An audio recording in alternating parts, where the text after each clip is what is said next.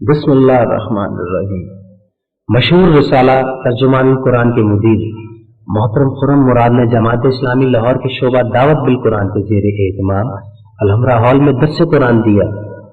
انہوں نے اس اہم درس میں ماضی کی بگڑی ہوئی ملت اسلامیہ بنی اسرائیل کے حوالے سے آج کے مسلمانوں کے لیے دعوت و اصلاح کا قرآنی پروگرام پیش کیا۔ سماع و بصر اسے آپ کی خدمت میں پیش کرتا ہے۔ الحمد للہ رب العالمین، والصلاۃ والسلام علی رسول الکریم، اما بعد، اعوذ باللہ من الشیطان الرجیم، بسم اللہ الرحمن الرحیم۔ بھائیوں اور بہنوں، اللہ تعالیٰ کا کلام بھی بڑی عجیب چیز ہے۔ یہ زندہ کتاب ہے، اور جہاں بھی دل میں پیاس پیدا ہوتی ہے اس میں اس پیاس کو بجھانے کا سامان مل جاتا ہے۔ جہاں کوئی مشکل پیش آتی ہے وہاں پر اس کتاب کا ہاتھ مشکل کو دور کرنے کے لیے نمودار ہوتا ہے۔ جہاں راہ نہیں ملتی اور اندھیرا ہوتا ہے وہاں پر یہ روشنی اور رہنمائی فراہم کرتا ہے۔ اسی لیے 1400 سال گزرنے کے بعد بھی ہر ملک اور ہر زبان اور ہر نسل کے لوگ اس کتاب سے اتنی ہی والہانہ محبت کرتے ہیں جتنی کہ کی جانی چاہیے۔ ہمارے آج کے زمانے میں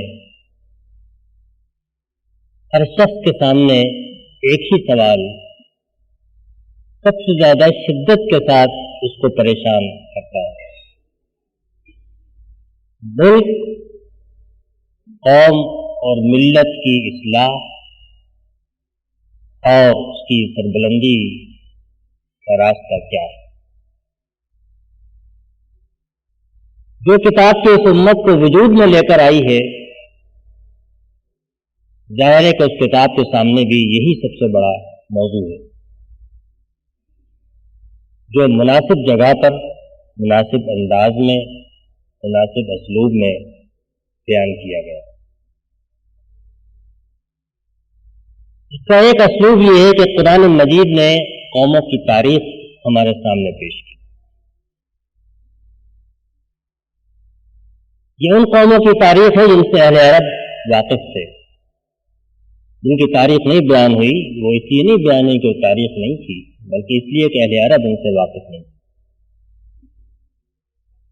اس کا مقصد یہ نہیں ہے کہ لوگ عاد اور سمود اور بنی اسرائیل کے نام سے جو قومیں پائی جاتی تھیں ان کی تاریخ سے واقف ہو گئے۔ یہ نام تو لیبل ہے، اور یہ قومی زندگی کے وہ نمونے ہیں، ان کے وہ امراض ہیں، ان کی اصلاح کے وہ راستے ہیں کہ جب تک کہ قرآن مجید رہے گا، جب تک کہ نبوت محمدی صلی اللہ علیہ وسلم موجود رہے گی اور وہ قیامت تک رہے گی، اس وقت انہی نمونوں کے اندر ہر قوم اور ہر زمانہ اپنے لیے رہنمائی پائے گا۔ بیشتر قومیں، بلکہ تقریباً سب قومیں جن کا قرآن مجید نے ذکر کیا ہے وہ کافر اور مشرک قومیں، لیکن ان میں سے ایک قوم ایسی ہے جس کو کہ ہم ایک بگڑی ہوئی مسلمان قوم کہہ سکتے ہیں۔ اسی کچھ زمانے میں انبیاء پر، اللہ پر ایمان رکھنے والی، کتاب الہی کا حامل ہونے کی دعویٰ کرنے والی، ان عقائد اور اخلاق کو تسلیم کرنے والی جو وحی سے انسان کو دیے جاتے ہیں، وہ یہی قوم ہے، اور وہ بنی اسرائیل کی قوم ہے۔ قرآن مجید کے شروع میں جو حصے نازل ہوئے ان کے مخاطب کافر اور مشرک تھے، لیکن جب قرآن مجید کو ترتیب دیا گیا ان ہدایات کے مطابق جو کہ نبی کریم صلی اللہ علیہ وسلم نے جاری کی، تو ان کا ذکر آخر میں چلا گیا، اور سب سے پہلی صورت میں تفصیل کے ساتھ اس امت کا ذکر ہوا، اس کے خطاب کا ذکر ہوا، اس کے امراض کا ذکر ہوا اور اس کی دعوت کا ذکر ہوا کہ جو بگڑی ہوئی مسلمان امت، یہ کیوں ہوا؟ اس لیے کہ قرآن مجید جب نازل ہو رہا تھا تو اس کے پہلے مخاطب کافر اور مشرک تھے. جب قرآن مجید مکمل ہو گیا، اس کے لیے ایک امت وجود میں آ گئی، اس امت کی تحویل میں یہ وحی کی امانت دے دی گئی، تب اس کتاب کے پہلے مخاطب اس کتاب کو ماننے والے. جو اس کو البقرہ سے قرآن شروع کریں گے وہ اس کے ماننے والے. اس لیے پہلے ان کی ہدایت اور رہنمائی ضروری ہے، اور اسی لیے قرآن مجید کی ترتیب میں میری سمجھ کی حد تک یہی حکمت ہے جو پیش نظر ہے. قرآن مجید نے پہلے کے 5 رکوع میں بحثت مجموعی پوری انسانیت سے خطاب کرنے کے بعد سب سے پہلا دعوتی خطاب جو ہے وہ بنی اسرائیل سے مخاطب کرتے ہیں. میں سمجھتا ہوں کہ اس کے مخاطب اس وقت کے بنی اسرائیل سے تھے ہی، لیکن بعد میں آنے والے تمام زمانوں میں بنی اسرائیل کی طرح جو مسلمان بگڑ جائیں وہ اس دعوت کے مخاطب. اسی لیے اس خطبے کو قرآن مجید نے انسانیت کو بندگی کی دعوت دینے کے بعد کہ یا ایھا الناس اعبدوا ربکم الذی خلقکم، سب سے پہلے یا بنی اسرائیل کہہ کر خطاب شروع کر دیا. حالانکہ بنی اسرائیل تو ایک بہت معمولی گروہ ہے، اور آنے والے زمانوں میں بہت سارے ملک و قوموں میں نہیں پائے جائیں گے. تو قرآن مجید تو سبھی کی زندگی سے تعلق رکھنے والی کتاب ہے. تو ہر مسلمان جو پڑھتا ہے وہ قرآن مجید کے دعوتی خطبے کا مخاطب ہے. میں سمجھتا ہوں اس دعوتی خطبے کی اصل اہمیت یہ ہے کہ ہماری جیسی ایک مسلمان امت کے اندر دعوت و اصلاح کا کام جو ہے وہ کن موضوعات پر مرکوز ہونا چاہیے، اس دعوت میں ترتیب کیا ہونا چاہیے، قرآن مجید کی رہنمائی کیا، قرآن مجید نے خود یہ خطاب کس طرح کیا ہے، کن باتوں کو اہمیت دینا چاہیے، کن باتوں کو پیچھے رکھنا چاہیے، اس کا انداز کیا ہونا چاہیے. اور یہی وہ چیزیں ہیں کہ جو ایک طرف ہماری جیسی امت جو آج ایک راہ ثواب اور راہ اصلاح کی تلاش میں بے چین سرگرداں ہے، اس کے لیے وہ راہ کھولتی ہے، اس کے امراض کی بھی نشاندہی کرتی ہے، مثبت انداز میں اس کو یہ بتاتی ہے کہ یہ کرو، ایسے ہو جاؤ، اصلاح و انقلاب کا کام کرنا ہے. تو یہ وہ موضوعات ہیں اصلاح و انقلاب کے لیے، دعوت کے لیے، لوگوں کو پکارنے کے لیے، لوگوں کو جمع کرنے کے لیے، جن موضوعات کے گرد امت کی اصلاح ہو سکتی ہے. اور امت کے اندر اگر ان چیزوں کو پیدا کر دیا جائے تو پھر سے اس کے اندر وہی زندگی آ سکتی ہے، اور اس کے نصیب و مقدر میں وہی سربلندیاں ہو سکتی ہیں، اور آخرت میں وہی اللہ تعالیٰ کے انعامات ہو سکتے ہیں، جن کا وعدہ اسی قرآن مجید کے حصے کے اندر موجود ہے کہ جو ان کو اللہ تعالیٰ نے وعدہ کیا ہے. فرمایا اعوذ باللہ من الشیطان الرجیم، بسم اللہ الرحمن الرحیم. یا بنی اسرائیل اذکروا نعمتی التی انعمت علیکم واوفوا بعہدی اوف بعہدکم وایای فارہبون. اے بنی اسرائیل، یاد کرو میری وہ نعمت جو میں نے تمہارے اوپر انعام کی، اور میرا عہد تم پورا کرو، تمہارا عہد میں پورا کروں، اور صرف مجھ سے ہی ڈرو. بنی اسرائیل کے معنی ہیں اسرائیل کی اولاد. اسرائیل حضرت یعقوب علیہ السلام کا نام ہے. عبرانی زبان میں اس کے معنی ہے عبداللہ. ایل اللہ کے لیے ہے اور اسر کے معنی بندے کے. اللہ کا بندہ، یعقوب علیہ السلام اللہ کے بندے تھے، اللہ کی بندگی کے دعوت دینے والے تھے، اللہ کی بندگی پر عامل تھے. اپنی اولاد کو اپنی وفات کے وقت یہ وصیت کر کے گئے تھے وَلَا تَمُوتُنَّ إِلَّا وَأَنْتُمْ مُسْلِمُونَ، کہ ساری عمر اسلام پر اس طرح قائم رہنا، اللہ کی اطاعت پر کہ تمہیں موت نہ آئے، تو کسی وقت بھی آ سکتی ہے، اللہ اس حالت پہ کہ تم مسلمان. یہ قرآن مجید نے حضرت یعقوب کی جو وصیت اپنی ذریت کو تھی وہ نقل کی ہے اسی سورہ البقرہ تو گویا اس نام سے خطاب کرنے میں کہ اللہ کے بندے کی اولاد، خود قرآن مجید کے اس اسلوب میں یہ حسن اور جمال پوشیدہ ہے کہ جو اللہ کی، جس کا لقب ہی اللہ کا بندہ تھا، جو اس کی اولاد ہو، اس کو تو پھر اللہ کی بندگی کا لاج رکھنا چاہیے، اور جو دعوت آگے آ رہی ہے اس کو کان لگا کر سننا چاہیے اور اس کے اوپر عمل کرنا چاہیے۔ جس طرح کہ اگر ہم آج کہیں کہ اے امت مسلمہ، وہ امت مسلمہ جو دعائے ابراہیمی کے نتیجے میں وجود میں آئی، اس خطاب کے اندر خود بغیر کچھ کہے بے شمار معنی جو ہیں وہ پوشیدہ ہے۔ جو امت کے خطابی مسلمہ ہے اس کو مسلمہ ہونے کا ثبوت دینا ہوگا اور مسلمہ بن کر دکھانا ہوگا۔ لیکن یہ ایک کنایا ہے، خوبصورت کنایا ہے، لیکن اس کے اندر بھی ایک دعوت کا پہلو موجود ہے۔ یہ کوئی نسلی نام نہیں ہے، کوئی لسانی نام نہیں ہے، بلکہ یہ تو اللہ کے بندے کی اولاد ہے جس کو کہ اللہ کی بندگی کا رویہ اور روش اختیار کرنا چاہیے۔ اس کے بعد فرمایا اذکروا نعمتی التی انعمت علیکم، میری نعمت جو میں نے تمہارے اوپر انعام کی اس کو یاد کرو۔ سب سے پہلی بات یہ کہی، سب سے پہلے شروع میں توحید کی دعوت نہیں دی، سب سے پہلے شروع میں آخرت کی دعوت نہیں دی، سب سے پہلے شروع میں اخلاق کی تعلیم نہیں دی، سیاسی اور معاشی مسائل کو نہیں چھیڑا، بلکہ سب سے پہلے یہ کہ اللہ نے تم کو اپنی ہدایت کی جو نعمت دی ہے اس کو یاد کرو۔ یہ بڑی اہم بات ہے، اپنے مسلمان ہونے کا احساس، اپنا یہ تشخص کہ ہم مسلمان ہیں اور اللہ کے بندے ہیں اور اللہ نے ہم کو اپنی ہدایت جیسی قیمتی نعمت عطا فرمائی ہے، یہ دراصل پہلی چیز ہے جس سے کہ دل جاگتے ہیں اور بیداری کی لہر پیدا ہوتی ہے۔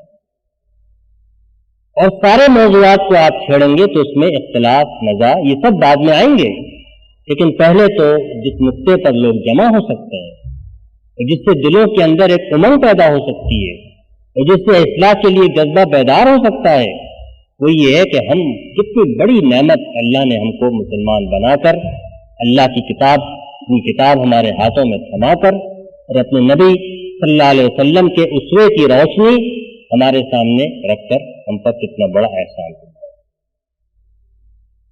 نعمتیں تو اللہ تعالیٰ کی بے شمار ہیں، وَإِن تَعُدُّوا نِعْمَتَ اللَّهِ لَا تُحْصُوهَا، گننا چاہیں، شمار کرنا چاہیں تو اللہ کی نعمتوں کو شمار نہیں کر سکتے۔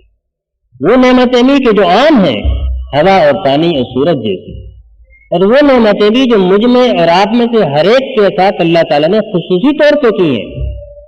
اگر آپ بیٹھ کر کبھی اپنی زندگی کا جائزہ لیں تو آپ کو جگہ جگہ اللہ کی نعمتیں وہ نظر آئیں گی جو آپ کی ذات کے لیے خاص، لیکن ان کو بھی آپ شمار نہیں کر سکتے۔ لیکن تمام نعمتوں میں اس کی سب سے بڑی نعمت جو ہو سکتی ہے اور جو ہے وہ ہدایت ہے۔ کیوں؟ اس لیے کہ دنیا کی ساری نعمتیں فنا ہونے والی ہیں، کل من علیہا فان، ہر چیز جو ہے وہ بداخل مٹنے والی ہے۔ یہ جسم و جان کی نعمتیں اور یہ مال و اسباب کی نعمتیں، ان میں سے کوئی بھی باقی رہنے والی نہیں ہے۔ ایک ٹکے کو اگر اتنا قیمتی بنا دیا جائے کہ دنیا کے سارے خزانوں سے قیمتی ہو جائے، یہ نسخہ اگر کسی کے ہاتھ میں آ جائے تو لوگ تو وہ پارس پتھر تلاش کرنے کی میں سرگرداں رہتے ہیں کہ مٹی کو چھوئے تو سونا بن جائے، لیکن یہ نسخہ ہدایت جو ہے قرآن مجید کا، یہ اسی عارضی زندگی کے لمحات کو، اسی جسم و جان کی فنا ہونے والی قوتوں کو، اسی مٹی میں ملنے والے جسم کو، ان کی کوششوں کو وہ کنورٹ کر دیتا ہے، منتقل کر دیتا ہے، ایکسچینج کر دیتا ہے اس زندگی سے جو کبھی ختم ہونے والی نہیں، ان لمحات کی جو ہر گھڑی کی ٹک ٹک کے سال گزرتے رہے ہیں، وہ ان لمحات کو ان زندگی میں بدل دیتا ہے، آرام کی اور نعمت کی اور لذت کی، تو جو کبھی ختم نہیں ہوگا۔ وہ پیسہ جو بلا کر پیچھے چھوڑ کے جانا ہے بینک کے اندر، اس پیسے کو وہ 700 گنا سے زیادہ کر کے واپس لوٹا دیتا ہے۔ تو یہ نسخہ تو وہ ہے کہ جو ایسا اکسیر ہے، ایسا کیمیا کا نسخہ ہے کہ ایسا نسخہ کیمیا تو دنیا میں جس کو مل جائے اس سے زیادہ خوش قسمت کوئی نہیں. تو اس نعمت کا احساس شعور یہ نعمت ہے. کتنی بڑی نعمت ہے. بنی اسرائیل سے قرآن مجید خطاب ہے لم یؤت احد من العالمین.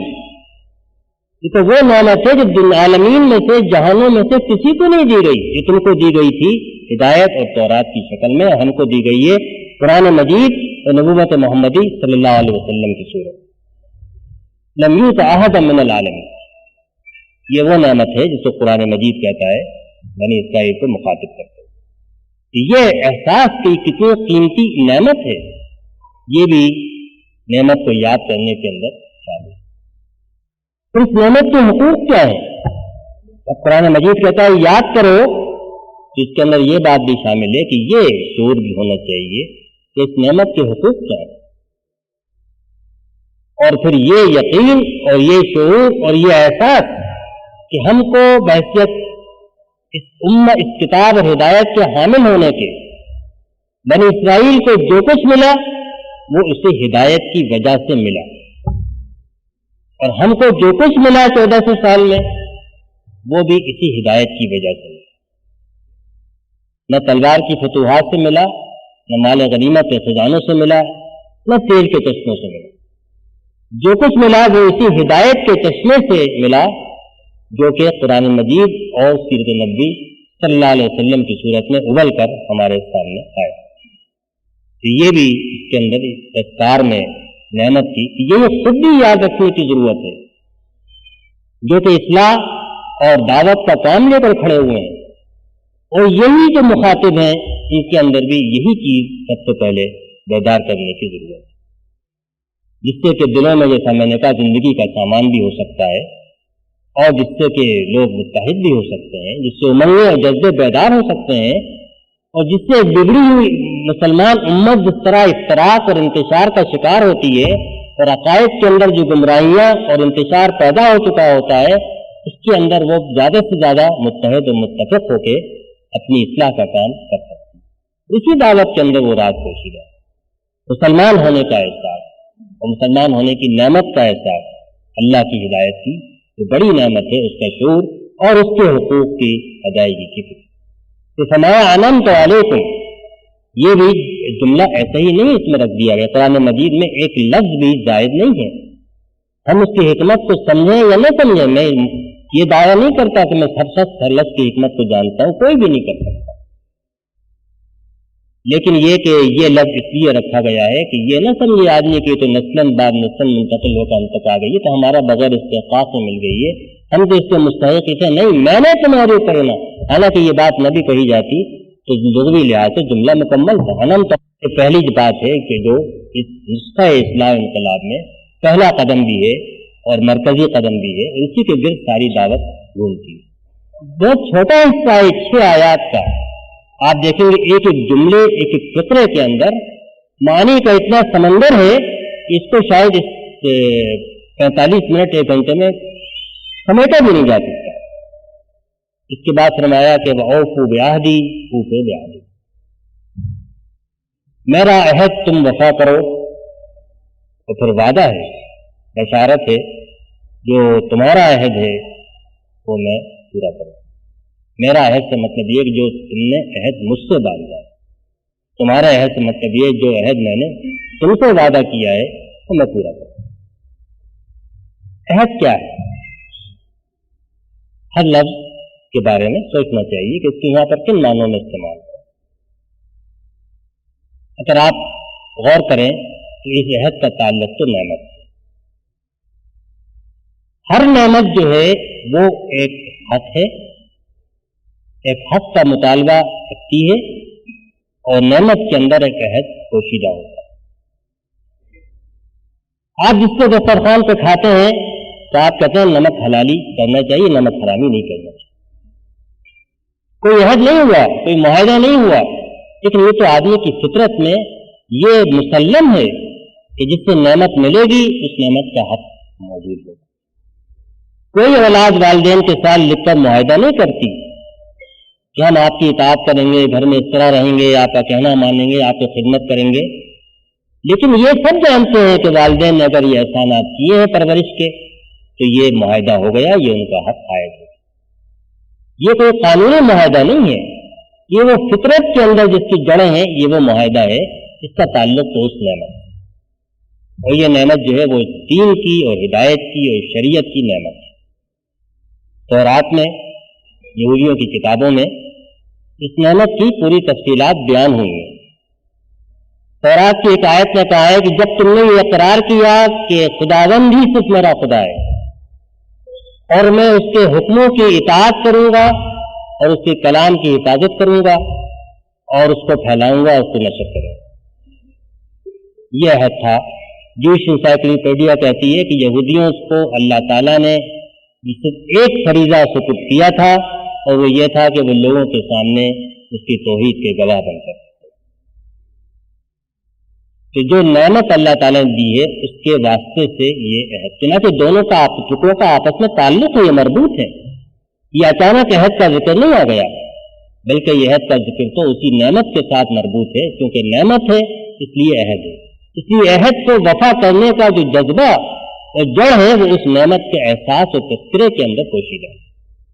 قرآن مجید ایسا نہیں کرتا کہ منطقی طور پر ایک ایسا بیان کرتا چلا جائے سپاٹ ہو، بلکہ اس کا کام صرف بتانا نہیں ہے، تربیت بھی دینا ہے، صرف راہ دکھانا نہیں ہے، اس راہ پر چلانا بھی ہے۔ اس لیے ہر جملے کے اندر تربیت کا بھی سامان ہوتا ہے، اور دل و قلب کے اندر وہ زندگی اور استعداد پیدا کرنے کا سامان بھی ہوتا ہے، جس سے کہ قرآن مجید کے مطالبات پورے ہیں۔ یعنی اگر وہ یہ وعدہ کرتا ہے کہ اوفو بعہدی، تو اس کا سرچشمہ کہاں سے آئے گا؟ یہ وفا عہد کے لیے جو قوت چاہیے، جذبہ چاہیے، عمل چاہیے، یہ کہاں سے آئے گی؟ یہ اسی لیے پہلے کہا کہ وذکروا نعمتی، نعمت کو یاد کرو۔ جتنا نعمت کے احساس سے سرشار ہوگے اتنا وفا عہد کا جذبہ پیدا ہوگا، جتنا آدمی احسان مند ہوگا اتنی اس کی خدمت بجانا ہے۔ تو جس کی اللہ کی تو سب نعمتیں ایسی ہیں کہ آدمی شمار نہیں کر سکتا، اس کے دسترخوان پہ کھاتا ہے، اس کے گھر میں رہتا ہے، اس کی دیے ہوئی ہاتھ پاؤں استعمال کرتا ہے، اس سے بڑھ کر یہ ہدایت کی نعمت ہے کہ جس کی کوئی مثال ہوتی نہیں ہو سکتی۔ تو اوفو بعہدی، کہ میں تم سے عہد لیا ہے کہ سمعنا واطعنا۔ بنی اسرائیل سے بھی یہ عہد تھا، انہوں نے کہا تھا بعض نے بدبختوں نے کہ سمعنا واطعنا، اور مسلمانوں سے بھی اس نے یہی عہد لیا ہے، اس کو تم سمعنا واطعنا۔ میری مسلمانوں سے بالکل یہی خطاب سورہ مائدہ کے اندر تقریباً انہی الفاظ میں ہے، میری نعمت کو یاد کرو اور وہ میثاق جو ہم نے تمہارے ساتھ پختہ کیا، میثاقہ الذی واثقکم بہ، اس کو تم سمعنا واطعنا، جب تم نے کہا کہ ہم سنیں گے اور مانیں گے۔ یہی دراصل اور پھر اللہ کی شریعت کو اس کو عام کرنا، اس کا تذکرہ کرنا، اس کو پھیلانا، یہ اللہ کی طرف سے یہ بندوں کا جن کو ہدایت دی جائے، یہ وہ عہد ہے جس میں وہ بن گئے، جس کے اندر کہ وہ منسلک ہو گئے، جس کو انہوں نے بات جس کا اٹھا لیا۔ اللہ کا عہد کیا ہے، اللہ کا وعدہ کیا ہے، وہ بھی اس نے بنی اسرائیل سے خطاب کرتے ہوئے واضح فرمایا، انی معکم۔ اگر یہی ایک دو لفظ ہوتے تو شاید کچھ اور کہنے کی ضرورت نہیں تھی۔ انی معکم، میں تمہارے ساتھ، لئن اقمتم الصلاۃ وآتیتم الزکاۃ وآمنتم برسلی، اگر تم نے نماز قائم کی، زکوٰۃ دی، میرے رسولوں پر ایمان لائے، وعزرتموہم، اور رسولوں کی مدد کی، رسول جو دین لے کر آئے اس کی نصرت کی، اس کی نصرت کے لیے کھڑے ہوئے، وَأَقْرَضْتُمُ اللَّهَ قَرْضًا حَسَنًا، اور اپنا مال اللہ کے دین کے لیے نکال کے دیا، تو پھر یہ تو دنیا میں ہے کہ دنیا میں تمہارے ساتھ میں ہوں گا، جس کے ساتھ اللہ، اس کو کیا چاہیے؟ اور فرمایا کہ لَأُكَفِّرَنَّ، تمہاری برائیاں جب دور کر دوں گا اور تمہیں جنتوں میں داخل کروں گا جن کے نیچے نہریں ہوں۔ یہ اس میں لیکن اور بہت سارے وعدے جگہ جگہ موجود ہیں جن کو ہم تفصیل سے یہاں بیان نہیں کر سکتے، یہ سب اللہ کے وعدے۔ انتم العالون ان کنتم مؤمنین، وعد اللہ الذین آمنوا منکم وعملوا الصالحات لیستخلفنہم فی الارض، یہ خلافت عرضی کے وعدے، یہ علو و غلبے کے وعدے، یہ آخرت کے وعدے، یہ سب اس عہد کو پورا کرنے کے ساتھ وابستہ ہے۔ اوفوا بعہدی اوفوا بعہدکم، تو فرمایا وإیایا فارہبون، رہب ہے خوف، ڈر، جب کسی کام کی عظمت اور کسی ہستی کی عظمت دل کے اوپر طاری ہو جائے تو آدمی کپ کپانے لگتا ہے۔ نبی کریم صلی اللہ علیہ وسلم جب غار حرا سے تشریف لائے تو آپ کا جسم لرز رہا تھا، تو دل کانپ رہا تھا۔ فرمایا کہ زملونی زملونی، مجھے اڑا دو مجھے اڑا دو۔ یہ کیفیت کس لیے تھی؟ اسی لیے تھی کہ وہ عہد، وہ وحی، وہ قول ثقیل، یہ ساری ذمہ داریاں لے کر آ رہا تھا۔ ایک طرف تو نعمت کا احساس جہاں محبت پیدا کرتا ہے، وہاں پر جہاں محبت آئے گی وہاں پر محبت کے چھن جانے کا خوف آئے گا، جہاں نعمت آئے گی وہاں اس نعمت کے چلے جانے کا خوف اس کے ساتھ۔ اگر مال نہ ہو تو آدمی بے فکر رہتا ہے، مال آئے گا تو پھر چور کا ڈر اور ڈاکو کا ڈر کے ساتھ آتا ہے۔ جہاں نعمت آئے گی مال آئے گا وہاں پہ پھر اس کے چھن جانے کا ڈر بھی ساتھ آ جاتا ہے۔ تو مجھ سے بھی ڈرو، میری عظمت، میرا جلال، اور میرے ساتھ کیا ہوا عہد، اس کی عظمت، اس کا جلال، اگر اس عہد کو پورا نہ کیا تو اس کا میرا غضب اور میری ناراضگی، یہ سب مجھ سے ہی ڈرو، اس کے علاوہ تو کوئی اس کا مستحق نہیں کہ تم مجھ سے ڈرو، اس کی وجہ سے اپنے اس عہد کو پورا کرنے میں پیچھے ہٹ جائے۔ تو یہ دراصل پہلا خطاب ہے، پہلی آیت ہے، آپ غور فرمائیں، اس کے اندر یہی دراصل وہ چیزیں ہیں کہ جو ہم کو اپنے سے مخاطب ہو کے کہنی ہے، اور یہی باتیں ہمارا نقطہ آغاز بھی ہیں اور محور و مرکز بھی ہیں اس دعوت و اصلاح کے لیے جو ہم مسلم امت کے اندر برپا کریں۔ جتنا ہم اس پر مرکوز کریں گے اتنا دلوں میں زندگی پیدا ہوگی، اتنا لوگ متحد ہوں گے، مجتمع ہوں گے۔ اور اگر لوگوں کے دل اندھے نہیں ہو گئے ہیں، اندر کے کان بہرے نہیں ہو گئے، تو اس کے اندر وہ طاقت ہے اس صدا کے اندر کہ جو دلوں کو ابھار دے، کھڑا کر دے۔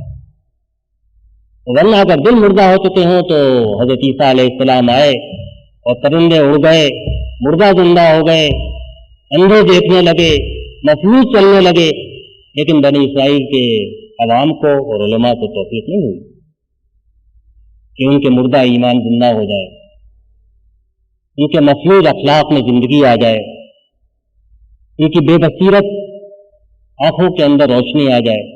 نہیں ہوئی اگر آدمی نہ چاہے، کیونکہ اس صدا کے اندر یہ جان، یہ طاقت، یہ قوت ہے تو یہ چیزیں پیدا کرتی۔ اس کے بعد پھر دوسری آیت شروع ہوتی ہے، فرمایا وَآمِنُوا بِمَا أَنزَلْتُ مُصَدِّقًا لِمَا مَعَكُمْ وَلَا تَكُونُوا أَوَّلَ كَافِرٍ بِهِ وَلَا تَشْتَرُوا بِآيَاتِي ثَمَنًا قَلِيلًا وَإِيَّايَ فَاتَّقُونِ، اور ایمان لاؤ اس پر جو میں نے اتارا، جو تصدیق کرنے والا ہے اس چیز کا جو تمہارے پاس موجود ہے، اور سب سے آگے بڑھ کر تمہیں اس کا انکار کرنے والے اور ناشکری کرنے والے نہ ہو جاؤ، اور میری آیات کو تھوڑے سے مول کے بدلے میں نہ بیچ دو، اور میرے ہی ساتھ تقوی کی روش اختیار۔ اس کے بعد اب ایمان کی دعوت ہے۔ پہلے نعمت، یہ اسی جو نعمت کا تذکرہ ہے، جو چیز پہلے سے مسلم ہے، پہلے اس کو مضبوط قوی کیا، اس کے بعد پھر اس کے واسطے سے ایمان کی دعوت۔ ایمان کی دعوت بھی کوئی اجنبی دعوت نہیں ہے۔ یہود سے بھی جب خطاب ہو رہا ہے تو کہا کہ یہ تو وہی دعوت ہے اور یہ وہی پیغام ہے جو تمہارے پاس پہلے سے موجود ہے۔ اگر کوئی ایسی دعوت ہو کہ جو قوم کے لیے اجنبی ہو، جس کو وہ نہ سمجھتی نہ ہو، تو وہ تو پھر راہ پانے کے اندر کامیاب نہیں ہوگی۔ شاہ ولی اللہ صاحب رحمۃ اللہ علیہ کہتے ہیں کہ انبیاء کی دعوت کا تو مدار انہیں مسلمات سے ہوتا ہے جو قوم کے نزدیک پہلے سے تسلیم شدہ ہوتے ہیں۔ اس لیے جب ایک زمین ایسی ملتی ہے جہاں دونوں ایک جگہ کھڑے ہوں تو پھر ان کا ہاتھ پکڑ کے صحیح مقام پر پہنچایا جا سکتا ہے۔ اگر ہم یہاں کھڑے ہوں وہ وہاں کھڑے ہوں تو کبھی بھی کوئی اگر میٹنگ گراؤنڈ نہ ہو، تو زمین ایسی نہ ہو جہاں ملے خیالات، تو پھر تو مل کر ساتھ چلنا ممکن نہیں ہوتا۔ قرآن مجید نے پہلے ہی کہا کہ یہ تو وہی بات ہے جو اس کی تصدیق کر رہی ہے کہ تم پہلے سے مانتے ہو۔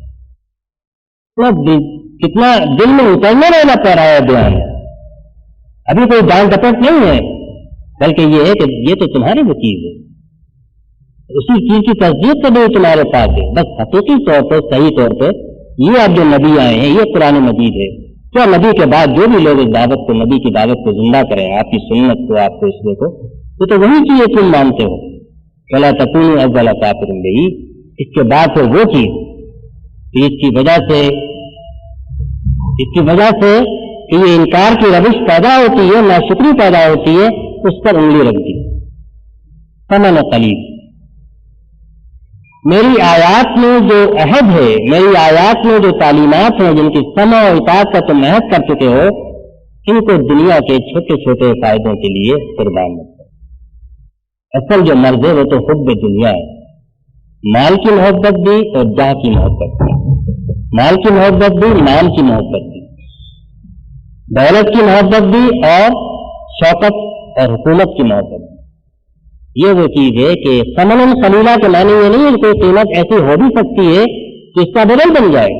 اس لیے کہ دنیا کی تو ساری چیزیں فانی ہیں اور جو ہدایت جو نعمت لے کر آ رہی ہے وہ تو لا فانی ہے، کوئی چیز بھی اس کی قیمت نہیں بن سکتی. لیکن یہ تو کہنے کا انداز ہے کہ چھوٹی چھوٹی اتنی کوئلوں کے مول بیچ رہے جو ہیرے جواہرات جو لاسانی قیمت کے.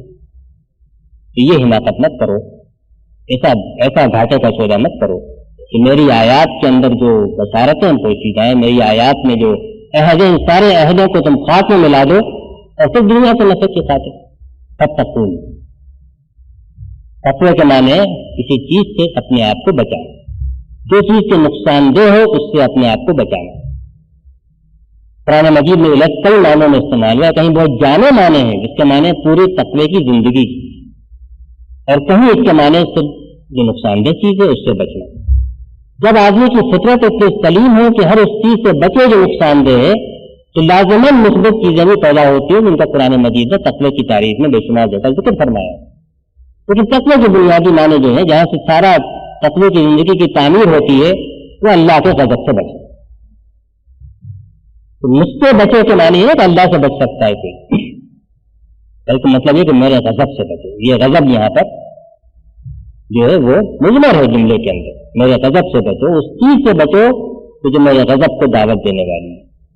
تو میری نعمت کو، میری کتاب کو، میری مطالبات کو، میری بشارتوں کو دنیا کی خاطر قربان کرنا، اس سے بڑھ کر مجھے غضبناک کرنے والی چیز کیا ہو؟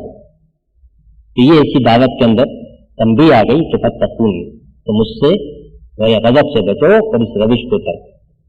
ابھی دیکھیے دعوت کا پورا مدار جو ہے وہ ایمان اور اس کے بعد پھر اس عہد کی تکمیل جو عہد کے امت مسلمہ نے اللہ تعالیٰ کے ساتھ باندھا.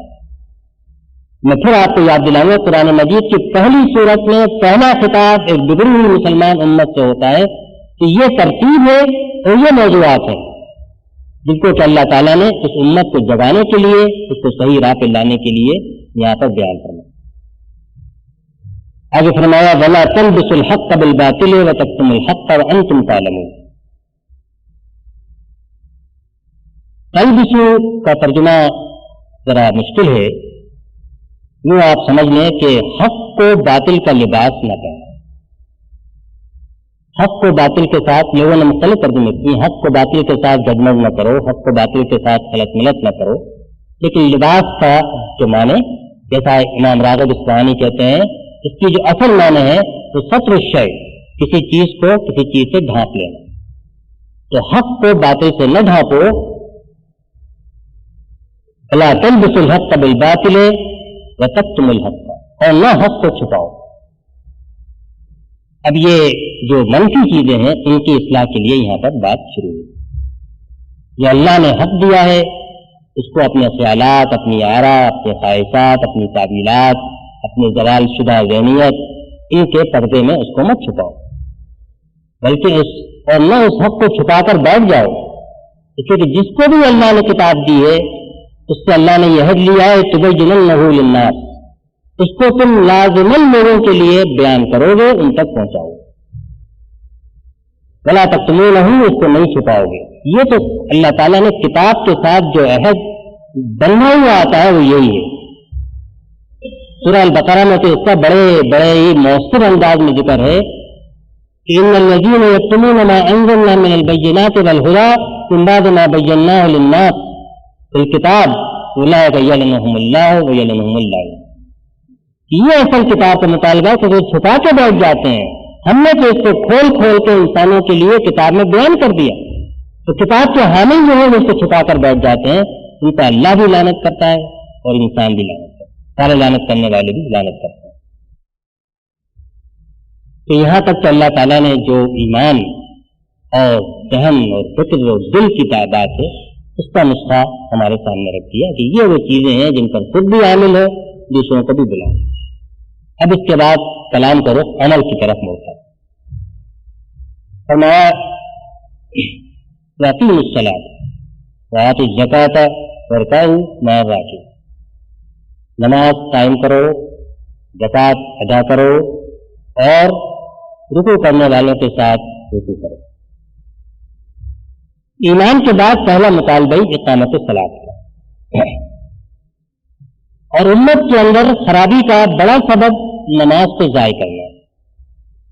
قرآن مجید نے اس کی طرف اشارہ کیا ہے، سورہ طٰہٰ اس سورہ میں فخلف من بعدهم خلف اضاعوا الصلاۃ واتبعوا الشہوات، بعد میں آنے والے لوگ آئے جنہوں نے کہ نماز کو ضائع کر دیا اور اپنی خواہشات کے پیچھے پڑ گئے۔ نماز کو ضائع کرنا نماز کا ترک کرنا بھی ہے، کتنے لوگ نماز پڑھتے ہیں۔ نماز کو ضائع کرنا نماز کے آداب و شروط کا خیال نہ کرنا بھی ہے، اور نماز کا ضائع کرنا نماز کے مقاصد سے غفلت، ان کو بھول جانا۔ اور نماز کے مقاصد دو بالکل واضح ہیں، ایک نماز کا مقصد ہے اللہ کے بندوں کی خدمت کرنا، اور دوسرا نماز کا مقصد ہے اللہ کے دین کو قائم کرنے کے لیے سب نماز قائم ہوتی ہے، اللہ کے دین کو قائم کرنے کے لیے ساری دنیا کو مسجد بنانے کی کوشش کرے۔ یہ نماز کے مقاصد ہیں جو قرآن مجید نے کھول کھول کے جگہ جگہ بیان کیے۔ جب ہم طلبہ دیتے ہیں نماز قائم کرتے ہیں، اور جہاں بھی نماز کا ذکر ہے نہ یتیموں کو زکوٰۃ کا ذکر ہے یا مساکین کو کھانا کھلانے اور یتیموں کی خدمت کا ذکر۔ تو یہ اضاء الصلاۃ، فرمایا نماز کو قائم کرو، وقت پہ پڑھو، ٹھیک پڑھو، اس کے اندر خشوع و خضوع کے ساتھ پڑھو۔ خشوع جو ہے یہ دراصل نماز کی وہ حقیقت ہے جس سے نماز کا صحیح فائدہ ہوتا ہے، اس لیے قرآن مجید نے اس بات کو کئی جگہ واضح کیا۔ قد افلح المؤمنون الذین هم فی صلاتهم خاشعون، تعدیل ارکان، وقت پہ پڑھنا، مسجد جانا، رکوع سجود پورے کرنا، اس سے نماز کا ظاہری قالب تو پورا آراستہ ہو جاتا ہے،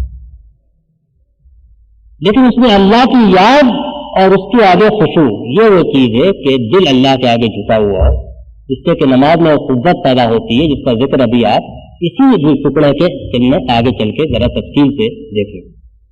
اس کو ہم فی الحال آگے کے لیے مؤخر کرتے ہیں۔ تو فرمایا وآتوا الزکاۃ، نماز اگر ایک طرف شریعت میں اللہ کی بندگی کا جو نمونہ انسان کو بننا چاہیے اس کا ایک ماڈل ہے۔ آپ غور کریں، نماز میں جسم بھی بندگی کرتا ہے، زبان بھی بندگی کرتی ہے، دل بھی بندگی کرتا ہے، دماغ بھی بندگی کرتا ہے، ہر چیز اللہ کے آگے جھکی ہے۔ تو یہ مطلب ہے پوری زندگی اسی طرح اللہ کے آگے جھک جانا چاہیے۔ اور زکوٰۃ یہ ہے کہ جو کچھ بھی اللہ نے دیا ہے، مال دیا ہے، رزقناہم، جو اللہ نے رزق دیا ہے اس کو اللہ کی راہ میں نکالنا، اللہ کی راہ میں سوچ کے رکھنا، جمع کرنا، گن گن کے رکھنا، انداز لگانا، یہ دین میں پسندیدہ نہیں ہے۔ مال جمع کرنے سے نہیں روکا گیا ہے، مال کو خیر کہا گیا ہے، لیکن خرچ کرنا، دینا وہ صفت ہے کہ جو ایمان کی صفت ہے، اور روکنا اور جمع کرنا یہ وہ صفت ہے جو ایمان کے منافق۔ ایمان اور بخل جو ہے وہ ساتھ جمع نہیں ہو سکتے۔ اللہ کے رسول نے صلی اللہ علیہ وسلم نے بہت واضح طور پر بیان کیا، دو چیزیں تنگ دلی اور ایمان، یہ دو ایک دل میں نہیں سما سکتے۔ جو دل تنگ ہو اس میں ایمان نہیں، بھگ جائے گا، باہر نکل جائے گا۔ یہاں فرمایا کہ جنت کی طرف جو اس کی وسعت میں زمین آسمان سما جائے، تو فرمایا کہ اعدت للمتقین الذین ينفقون فی السراء والضراء والکاظمین الغیظ، یہ زمین آسمان کی وسعت والی جنت تو ان متقین کے لیے ہے جو دل کھول کے خرچ کرتے ہیں، کم ہو تو خرچ کرتے ہیں، زیادہ ہو تو خرچ کرتے ہیں، کم پیسے ہو تو خرچ کرتے ہیں، اور دل اتنا بڑا ہے غصے کو پی جاتے ہیں، لوگوں کو معاف کرتے ہیں۔ تو یہ دراصل زکوٰۃ کی ساری صفات کی نمائندہ اور علامت ہے۔ تو میں برکو مع الراکعین، میں نے اس کا ترجمہ کیا تھا رکوع کرنے والوں کے ساتھ رکوع کرو۔ رکوع کرنے کے یہ معنی بھی ہے کہ جو نماز میں رکوع کا رکن ہے وہ ادا کیا جائے۔ تو قرآن مجید کا یہ عام اسلوب ہے کہ وہ اکثر جگہ نماز کا پورا ذکر نہیں کرتا، نام نہیں لیتا، اس سے کسی ایک رکن کا ذکر کر دیتا، تسبیح کرو، سجدہ کرو، یہ سب اصل میں نماز کے علامت ہوتی ہے۔ اس لحاظ سے اگر یہ کہا جائے کہ نماز پڑھنے والوں کے ساتھ نماز پڑھو، نماز باجماعت سے بالکل بجا ہوگا۔ اور اس یہی سے یہ بات نکلتی ہے کہ یہود نے نماز باجماعت کے نظام کو ضائع کر دیا تھا، اور نماز باجماعت جو ہے دراصل وہی اس امت کی اجتماعی زندگی کی تشکیل کا راستہ ہے جس کو اللہ نے اپنی ہدایت سے پُر کیا۔ اسی لیے قرآن مجید نے سورہ جمعہ میں جہاں کے انبیاء کے فرائض کا ذکر کیا اور یہود کا یہ ذکر کیا کہ وہ گدھے کی طرح ہو گئے ہیں، کتابوں کا بوجھ لادے لادے پھر رہے ہیں تورات کا، کچھ نہیں جانتے اس کے اندر کیا ہے۔ یہاں پر اس نے سورہ جمعہ کا نماز جمعہ کے لیے پکار کا ذکر کیا کہ جب نماز جمعہ کے لیے پکارا جائے سب کچھ چھوڑ کے مسجد کی طرف آ جائے، لپکتے ہوئے آؤ، سارے لپکتے ہوئے آؤ۔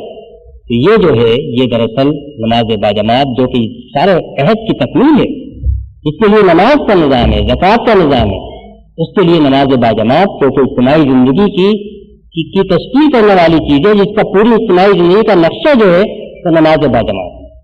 آپ نماز باجماعت کی ساری حدیثوں کو جمع کر لیں اور اس کے بعد آپ بیٹھ جائیں تو آپ کو جماعتی زندگی، اجتماعی زندگی کے سارے اصول و قواعد آپ کو ان احکام اور احادیث کے اندر مل جائیں گے کہ جو اللہ تعالیٰ نے اور اللہ کے نبی صلی اللہ علیہ وسلم نے بیان فرمایا۔ لیکن رکوع کے معنی صرف نماز کے اس رکن کے نہیں ہے، قرآن مجید نے اس کو اور کئی معنوں میں استعمال کیا۔ مثلاً ایک جگہ فرمایا وَإِذَا قِيلَ لَهُمُ ارْكَعُوا لَا يَرْكَعُونَ، کفار سے جب کہا جاتا ہے کہ رکوع کرو تو رکوع نہیں کرتے۔ یہاں پر نماز سے رکوع مراد نہیں ہے، یہاں پر اللہ پر ایمان لا کر اس کے آگے جھک جانے کے معنی میں۔ ایک جگہ فرمایا جو لوگ نماز قائم کرتے ہیں اور زکوٰۃ دیتے ہیں وَهُمْ يَرْكَعُونَ، یعنی نماز قائم کرتے ہیں، زکوٰۃ دیتے ہیں، اس حالت میں کہ وہ رکوع کرتے ہوتے ہیں۔ یہاں پر بھی رکوع کے معنی رکوع کا وہ نماز کا رکن نہیں، نماز کو زکوٰۃ دیتے ہوئے رکوع نہیں کرتا، اس کے معنی ہے کہ جھک جائے دل عاجزی کے ساتھ۔ چنانچہ بہت سارے مترجمین نے شاہ الہند نے اس کا ترجمہ کیا ہے کہ جھکنے والوں کے ساتھ جھک جاؤ۔ مولانا تھانوی اس کا ترجمہ کرتے ہیں کہ عاجزی کرنے والوں کے ساتھ عاجزی کرو، اور کیونکہ عاجزی میں جھکنا اگر دل کا ایک فعل ہے کہ رکوع نماز کا ایک فعل ہے، اس میں لوگوں کے ساتھ مل کر کرنے سے اس کو تقویت ہوتی ہے۔ اس لیے قرآن مجید نے کہا کہ وَاصْبِرْ نَفْسَكَ مَعَ الَّذِينَ يَدْعُونَ رَبَّهُم بِالْغَدَاةِ وَالْعَشِيِّ يُرِيدُونَ وَجْهَهُ، اپنے آپ کو باندھ کے رکھو ان لوگوں کے ساتھ جو صبح شام اللہ کو پکارتے ہیں اور صرف اس کی رضا کے طلبگار ہیں۔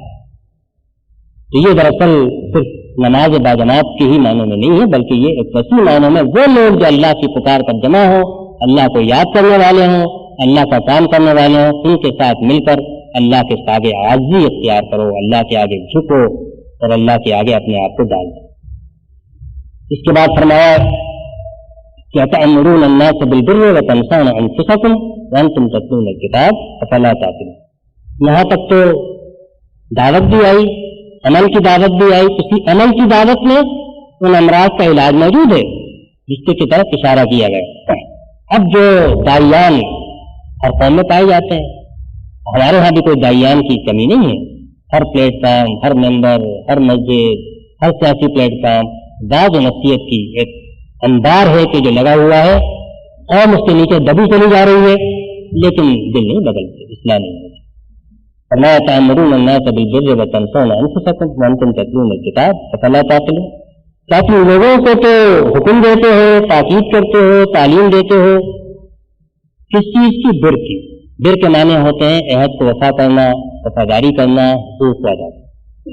ہم سب دوسروں سے مطالبہ کرتا ہے کہ حقوق ادا کرو، تنسون انفسکم، اپنے آپ کو فراموش کر دو۔ افلا تعقلون کہ تمہیں اتنی عقل نہیں ہے کہ اس دو رنگی سے، اس منافقت سے کوئی بھلا نہیں ہو سکتا۔ چنانچہ اس پیرائے میں دراصل دعوت اس بات کی ہے جو قول اور عمل کے تضاد کو دور کرو، جو بات منہ سے کہو وہ خود بھی کرو۔ اس سے یہ معنی نہیں ہے، ہمارے مفسرین علماء نے بہت واضح طور پہ اس کو بیان کیا، اس کے معنی نہیں ہے کہ آدمی عمل نہ کرتا ہو تو کسی کی اصلاح کے لیے بات نہ کرے۔ سارے تابعین اور مفسرین اور بعض صحابہ کے اقوال بھی ہیں کہ اگر یہ ہو جائے کہ آدمی خود ٹھیک ہو جائے، پھر لوگوں کو نیکی کی دعوت دے تو یہ کام تو ختم ہو جائے، کوئی آدمی کبھی بالکل ٹھیک نہیں ہو سکتا۔ تو اصل بات کا مطلب یہ نہیں ہے کہ بے عمل آدمی نصیحت کا کام نہ کرے، بلکہ مطلب یہ کہ نصیحت کا کام کرنے والا بے عمل نہ ہو۔ ان دونوں جملوں کے اندر بڑا فرق ہے. اس کو لوگ بھول جاتے ہیں اور اس کو بہانہ بنا کر اپنے، جس طرح ہمارے علماء نے مثال دی کہ آدمی نماز نہیں پڑھتا تو یہ اس کے لیے عذر نہیں بن سکتا کہ وہ زکوٰۃ بھی نہیں دے گا. اگر آدمی بے عمل ہے تو اس بات کے لیے عذر نہیں. ایک فرض اگر نہیں ادا کر رہا تو پھر دوسرا فرض بھی عائد ہوتا ہے آدمی کے اوپر کہ امر بالمعروف کا ہے نہیں منکر کا، اس کو وہ ترک نہ کرے. اسی کے بعد شاید اللہ تعالیٰ اس کی اصلاح فرمائے. لیکن دو رنگی اور منافقت اور دو عملی یہ امت کا مرض ہے. وہ ہوا کرتا ہے جب بگڑ جاتی ہے، اس کو دور کرنے کی یہاں پر ہدایت ہے. اب یہ جو ساری حصہ قرآن مجید کا آیا، اس کے اندر جو دعوت دی گئی نعمت کو یاد رکھنے کی، اللہ تعالیٰ سے حق وفا کرنے کی، اللہ تعالیٰ کے خوف کی، اقامت و صلاۃ کی، مال کو دینے کی، اللہ کے آگے جھکنے کی، اس کے لیے جماعت بندی کی، دو عملی اور دو رنگی کو دور کرنے کی، یہ سارے کام کیسے ہو سکتے؟ اس میں نے قرآن مجید مجرد بیان کی کتاب نہیں ہے. قرآن مجید تو شفا ہے. اس میں صرف امراض مرض کی تشخیص نہیں ہوتی بلکہ ساتھ ساتھ وہ مرہم رکھ کے علاج بھی کرتا جاتا ہے، بتایا جاتا ہے کہ یہ نسخہ ہے. اور اگر آدمی دل سے اس کو پڑھ رہا ہے، جس کا دل ہے، لمن کان لہ قلب اور القى السمع، اور جو اپنے کان لگا کے سنے اور جس کے دل میں ارادہ موجود ہے ہدایت کا، یہ اس کا علاج کر بھی دیتا ہے. فرمایا کہ واستعینوا بالصبر والصلاۃ، مدد لو صبر سے اور نماز. یہ سارے کام جو ہیں اس کے لیے جو زاد راہ ہے، جو سہارا ہے، جو سرمایہ ہے جس سے کہ یہ کام ہو سکتے ہیں، وہ دو چیزیں، ایک صبر ہے اور ایک نماز. یہ نماز کا ذکر پہلے آ چکا ہے، اس کو آپ ذہن میں رکھیے. اب جب قرآن مجید نے اس کی دوبارہ تاکید فرمائی، فرمایا کہ یہی دو چیزیں ہیں ان سے کہ یہ راستہ طے ہو سکے. اور آپ چاہیں کہ ہمارے پاس اتنے پیسے ہو جائیں، اتنے روپے ہو جائیں، ہمارے اتنے کام ہو جائیں، اتنی کتابیں چھپ جائیں، اتنی تقریریں ہو جائیں، یہ ضروری ہے، کافی نہیں ہے. یہ ہونا چاہیے لیکن ان کے بل پہ منزل سر نہیں ہو سکتی. اس کے لیے دو چیزیں، ایک صبر اور ایک صلاح. صبر کے کیا معنی؟ صبر کے معنی ہم سمجھتے ہیں مصیبت پڑے آدمی روئے دھوئے نہیں، یہ صبر ہے. یہ معنی نہیں ہے صبر. صبر تو شجاعت اور بہادری اور عزم اور ہمت اور حوصلے کی بلند ترین صفت ہے. یہ بے بسی اور بیچارگی کے صبر نہیں ہے. یہ اپنے عزم اور ارادے سے اپنے حق موقف پر نیک چیز پر قائم رہنا. تو اندر سے ترغیبات ابلتی ہیں، وسوسے آتے ہیں، پریشانی ہوتی ہے، گھبراہٹ ہوتی ہے، مایوسی ہوتی ہے، باہر سے رکاوٹیں آتی ہیں، مال دکھائی دیتا ہے. وہ چیزیں جن کی رغبت اللہ تعالیٰ نے فطرت میں ڈال دی ہے. زین للناس حب الشہوات من النساء والبنین، عورتیں اور اولاد اور کھیتی اور باڑی اور کارخانے اور دکان اور روز رائس اور مرسیڈیز اور گھوڑے، ان سب کی جو جانتی ہے دل کے اندر کشش، ان سب کے آگے اپنے آپ کو باندھ کے رکھنا اپنے موقف اور اپنے حق کے ساتھ. اس بر کے معنی ہوتے ہیں صبر کے روکنا اور باندھنا اپنے آپ کو. یہ چیز پہلی ہے کہ آدمی یہ پیدا کرے اپنے اندر. یہاں بھی جیسا میں نے کہا کہیں بھی قرآن مجید سے مجرد راز پر اکتفا نہیں کرتا. یہ صبر کیسے پیدا ہوگا؟ ظاہر ہے کہ کوئی چیز اچانک تو نہیں پیدا ہوگی. کوئی چیز آپ سیکھنا چاہیں اس کے لیے محنت کرتے ہیں، ریاضت کرتے ہیں، پرورش کرتے ہیں. اگر جسم بنانا ہے، تفریح کرنا ہے، تفریح کرنے کی پریکٹس کرتے ہیں. تو یہ صبر جو ہے کس طرح پیدا ہوتا ہے؟ یہ صبر بھی پیدا ہوتا ہے نماز. نماز کے معنی اللہ تعالیٰ کے ساتھ تعلق سے. جو جتنا اللہ کے ساتھ تعلق رکھے گا، کوشش کر کے نماز کو خشوع کے ساتھ پڑھے گا، اور کوشش کرے تو نماز کے تقاضے کے طور پہ دل پہ جبر بھی کرنا پڑے تو جیب کھولے گا اور نکال کے دے گا. اس کے اندر بلا کر یہ صبر کی اعلیٰ صفت پیدا ہوگی. تو صبر کا ذکر قرآن مجید میں ایک جگہ نہیں بلکہ بے شمار جگہ ہے، اور کہا گیا ہے کہ اسی صبر کی وجہ سے دنیا کے اندر بھی غلبہ اور عزت نصیب ہوگی. اسی صبر کی وجہ سے ہم جنت میں داخل کریں. اللہ تعالیٰ نے بنی اسرائیل کے بارے میں کہا ہے کہ ان کو ہم نے جو کچھ بھی دیا وہ اس لیے کہ انہوں نے صبر کی روش کیا. یہ کوئی حق کے لیے نہیں، باطل کے لیے بھی غلبے کے لیے صبر کی ضرورت ہوتی ہے. آپ دیکھ لیں باطل کی پیروی کرنے والی قومیں اپنے مقاصد کے لیے جم کے، ہڑ کے، قربانی دے کر کس طرح کام کرتے ہیں. جس کو زبان پہ کچھ ہو اور جہاں ذرا سا بھی ریلا لگے آدمی گر پڑے. اس طرح بھوج بھرا ہوا شیر ہوتا ہے تو بچہ بھی ایک لکڑی سے دھکا دے تو شیر زمین پر آ رہتا ہے. اس طرح کا ایمان تو نہیں، اس طرح کا ایمان تو نہیں کام کر سکتا جو اللہ تعالیٰ نے عیسیٰ عہد کے مطابق. اس کے لیے صبر کی قوت ضروری ہے، اور صبر کی قوت اللہ تعالیٰ کے ساتھ تعلق سے پیدا ہے. اس کے بعد جگہ صبر کا ذکر نہیں کیا، بلکہ اس بات کو ذکر یہ نہیں رہا صبر کے ساتھ بن جاؤ، بلکہ یہ کہا کہ اللہ تعالیٰ کے ساتھ بن جاؤ. ساتوں سے نہ بلّا، اللہ کو مضبوطی کے ساتھ دونوں ہاتھوں سے پکڑ لو. اور یہ نماز جو ہے یہی تو نسخہ ہے اللہ کو پکڑ لو. تو نماز کو سے اور صبر سے ان دونوں سے مدد لو. اور یہ نماز کا نسخہ ایسا ہے کہ نبی کریم صلی اللہ علیہ وسلم کے بارے میں روایات میں آتا ہے کوئی بھی کام آپ کو پریشان کرتا تھا، کوئی پریشانی پیش آتی تھی، آپ نماز پڑھتے. کوئی مسلمانوں کو مسئلہ پیش آتا تھا تو مؤذن پکارتا تھا کہ نماز کے لیے آ جاؤ، مسجد میں جمع ہو جاؤ. وہاں پر لوگ جمع ہوتے تھے نماز کی مسجد میں، اور وہاں پر بیٹھ کر اپنے مسائل کو حل کیا. نماز مرکز و محور تھی پوری زندگی کا. تو جو نماز سے غافل ہے تو وہ دعوت اور اصلاح اقامت دین کا کام تو مشکل ہے کہ وہ صحیح طور پہ انجام دے سکے. نماز بھی باجماعت برقعی مار راکعین کا حکم تو پہلے دیا جا چکا. یہ وہ نماز ہے کہ جو اس راہ میں مدد کرتی ہے، لیکن پھر خود ہی بتا دیا وَإِنَّهَا لَكَبِيرَةٌ، یہ بڑی مشکل چیز ہے، یہ بھی کوئی بہت آسان چیز نہیں ہے. کیا چیز مشکل ہے؟ اس پر ہمارے مفسرین نے مختلف رائے دی ہے. بعض کے نزدیک یہ چیز مشکل سے مطلب نماز ایک مشکل چیز ہے، اور بعض لوگوں کے نزدیک یہ چیز سے مطلب یہ کہ نماز اور صبر سے مدد لینا یہ ایک مشکل بات ہے. جو معنی آدمی چاہے اختیار کرے، میں دوسرے معنی کو ترجیح دیتا ہوں کہ اس کے معنی دراصل پورا صبر بھی مشکل ہے، نماز بھی مشکل ہے، اور پھر اس سے مسلسل مدد لینا، اس پر گامزن رہنا. تو جہاں پر اس دوست کو اٹھانے کے لیے تربیت دینا ضروری ہے، وہاں پر اس کا نسخہ بیان فرمایا کہ انہا لکبیرۃ الا علی الخاشعین. ہاں ان کے لیے آسان ہے جن کے اندر کے خشوع. خاشعین کے کیا معنی ہے؟ یہ لفظ بڑا اہم ہے، نماز کے اندر بھی استعمال ہوا، یہاں بھی استعمال ہوا. اس کا ترجمہ بھی ہمارے اردو کے مترجمین نے مختلف کیا ہے. بعض میں کہا عاجزی کرنے والے، فروتنی کرنے والے. شاہ عبد القادر صاحب رحمۃ اللہ علیہ اس کا ایک ایسا ترجمہ کر گئے ہیں جو مجھے تو بڑی خوبصورت لگتا ہے. فرمایا کہ جن کے دل پگھلنے والے، جن کے دل پگھلنے والے ہیں وہ ہیں ان دن کے لیے جن کے دل سخت ہو گئے. اگر آپ اس کو ملائیں قرآن مجید کی اس آیت سے کہ جو لوگ کہ اپنے عہد کو پورا نہیں کرتے اور عہد کو توڑتے ہیں تو پہلی سزا جو اللہ کی طرف سے ملتی ہے فَبِمَا نَقْضِهِمْ مِيثَاقَهُمْ لَعَنَّاهُمْ وَجَعَلْنَا قُلُوبَهُمْ قَاسِيَةً. دلوں کو سخت کر دو. یہی تو امت کا آج مرض ہے، دل سخت ہے. کس چیز کی کمی ہے؟ کسی چیز کی کمی نہیں ہے، کتابوں کی نہیں ہے، تفاسیر کی نہیں ہے، دروس کی نہیں ہے. کمی تو اسی کی ہے کہ جو جس پر یہ سارا پانی گر رہا ہے وہاں پر چٹان ہے. چٹان کیسے زرخیز زمین بنے گی؟ خشوع کے ساتھ. خشوع جو ہے جس کے اندر ہوگا اس کے لیے نماز بھی آسان ہے، صبر بھی آسان ہے. پھر فرمایا کہ خاشعین کے بارے میں کہ الذین یظنون انہم ملاقو ربہم وانہم الیہ راجعون. یہ خاشعین وہ ہیں جو یہ گمان، لفظی ترجمہ کر رہا ہوں، جو یہ گمان کرتے ہیں، گمان رکھتے ہیں کہ ان کو اپنے رب سے ملاقات کرنا ہے اور وہ اس کی طرف لوٹنے والے.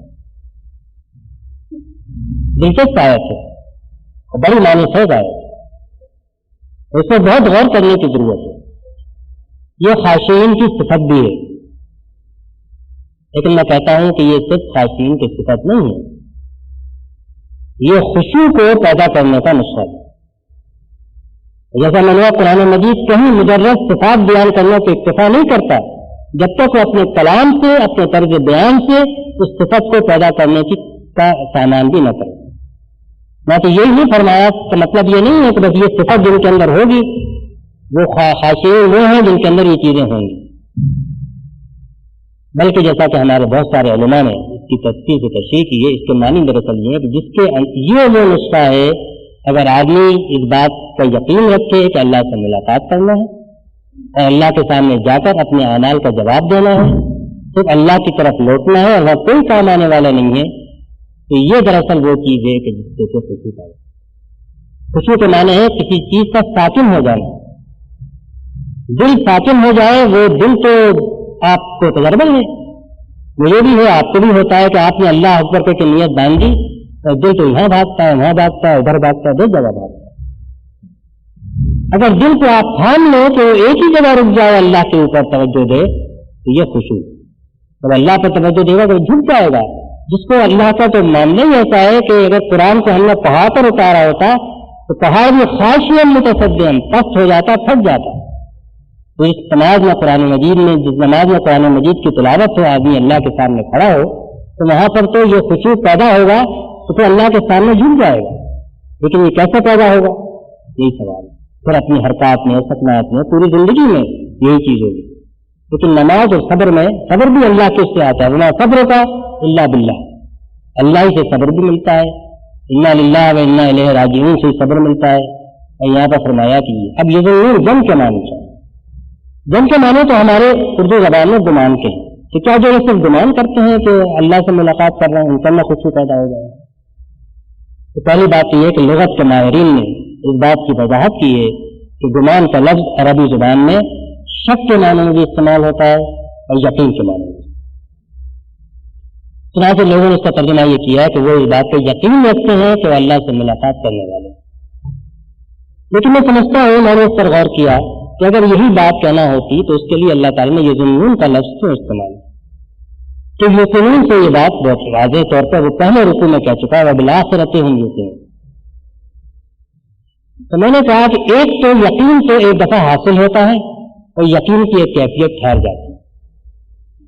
ایک کیفیت یہ ہوتی ہے کہ ہر وقت دل کو دھڑکا لگا رہے اور ہر وقت یہ خیال رہے اور ہر وقت یہ اندیشہ رہے کہ اب آئی موت اور اب جواب دینا۔ تو موت کا وقت معلوم نہیں تو آدمی اندیشے ہی لگا رہتا ہے۔ یہ اندیشے کی کیفیت، یہ دل کو دھڑکا لگے رہنے کی کیفیت، یہ ہر وقت خیال لگا رہے، یہ وہ چیز ہے جس کو کہ یہ ظنون کا لفظ بڑی خوبصورتی کے ساتھ ہمارے سامنے لا کر تصویر کھڑی کر دیتے۔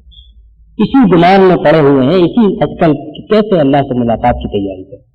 کبھی بھی ملاقات کی کال آ سکتی ہے، ٹیلی فون گھنٹی بچے ہڑبڑا کے ہم اٹھتے ہیں تو اسے اٹھا لیتے ہیں۔ القاریہ کے معنی ہے کہ جو دستک دے وہ کہے چلو، دستک دے دروازے پہ کہیں دستک چلو، وقت ختم ہوگا، پھر کوئی بھی دستک دے سکتا ہے کبھی۔ اس کو یہ دھڑکا دل میں لگائے انہم ملاقو ربہم، کہ اللہ سے ملاقات کرنی ہے، انہم الیہ راجعون۔ دونوں لفظ اس لیے الگ الگ بیان کیے، دونوں باتیں ان میں بھی ذرا تھوڑا سا ہے۔ ایک میں ترغیب کا پہلو، ترغیب کا پہلو یہ کہ جو رحمان ہے اور جو رحیم ہے اور جس نے اپنی رحمت کے نامے حصے آخرت کے لیے رکھے ہوئے ہیں، اس سے ملاقات کوئی ایسی چیز نہیں ہو سکتی جس سے آدمی جس کو بھیانک سمجھے، اس سے ڈرے اور خوف کھائے۔ اسی لیے نبی کریم صلی اللہ علیہ وسلم نے دعا فرمائی، دعا کی تعلیم دی کہ اصلوں کا شوق ہے نہ لقائے، تجھ سے ملاقات کا شوق مجھے آتا ہے۔ تو ملاقات تو وہ چیز ہے اللہ آدمی کو معمولی جس سے محبت ہوتی ہے، تعلق ہوتا ہے، جس کا احسان ہوتا ہے، جو کام بنا سکتا ہے، اس سے ملاقات شوق سے جاتا ہے۔ تو یہ ملاقات تو ایسی چیز ہے کہ آدمی ڈرے اور خوف ہے۔ ڈر اور خوف والی چیز اللہ کی ذات نہیں ہے، ڈر اور خوف کھانے والی چیز تو اپنے اعمال ہے۔ اپنے اعمال سے ڈرنا چاہیے، کیونکہ اپنے اعمال کے نتیجے میں اللہ کا غضب ملے گا، ورنہ اللہ کو ہم پر کوئی غضب کرنے کا شوق نہیں ہے۔ لا یفعل اللہ بعذابکم ان شکرتم وآمنتم، کیا کرے گا اللہ تمہیں عذاب دے کے اگر بس یہی چاہتا ہے کہ ایمان لاؤ، کوئی شکر کی روش اختیار کرو۔